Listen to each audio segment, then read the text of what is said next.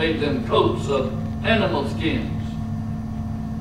Later, we know their son Abel brought God a blood offering. The first time the word altar is used in the Bible is in Genesis 8:20, when Noah built an altar after the flood. There are many more altars of offerings all through the rest of the Bible, over and over and over again. Abraham built an altar everywhere he went.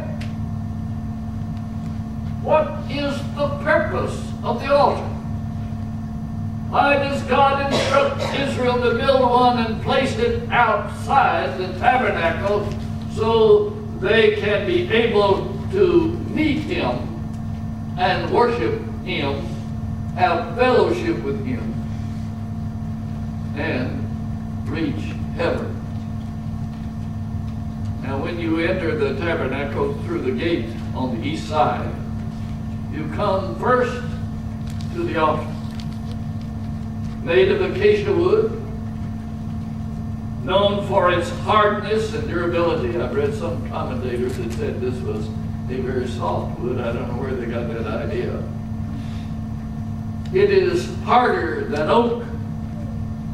The boards are covered with brass. Now, this tough bronze or brass pictures God's judgment and His sinlessness. The fact that because of His holiness and His sinlessness and His perfection, something has to be done about man's sin. It tells us the penalty for sin against God is death. The toughness of this metal demonstrates Jesus' power and authority, and the fact that He is going to judge everybody. Just as the bronze protected the wood, the acacia wood, from the fire, Jesus protects us from God's judgment. The altar was 7.5 feet square and 4.5 feet tall, with a horn on each corner to tie the animals to strap them down to the altar so that they could have a knife be run through their heart and they could be bled, and then they could be burned. Now, if a person who deserved to be stoned to death for breaking the commandments of God could run to and hang on to the horns of the altar, no one could drag them out and stone them. It was a place of safety and security, a place where God's mercy was available. They were safe hanging on to a horn on the altar. Today, we cling to the cross for protection at all times. These horns help to tie down the sacrifice to the altar, keeping the animal from resisting being sacrificed. Now, it pictures the fact that the sacrifice is firmly attached to the altar.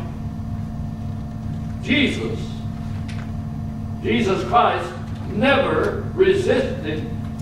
He offered Himself as a sacrifice for our sins freely. As a sheep before a shearer is silent, so He opened not His mouth. Isaiah 53:7. A mesh or grate of brass was placed down inside the altar, was inside in the center of the altar, halfway down. The sacrifice was placed on top of this grating and would be burned up completely by fire. Now later, the pans and shovels were used to remove the ashes. Now, we are reminded by the ashes that our sins are completely consumed. as a result of the sacrifice. They're destroyed. They're burned up. They're done away with. As the sacrificial lamb was dying, its blood fell into bronze basins.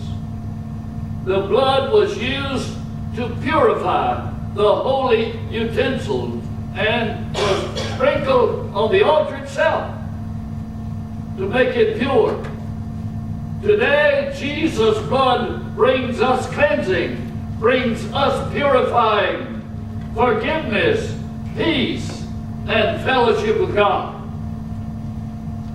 The coals were all that were left from the sacrifice. They were used to burn incense at the gold altar of incense, and that is not insignificant.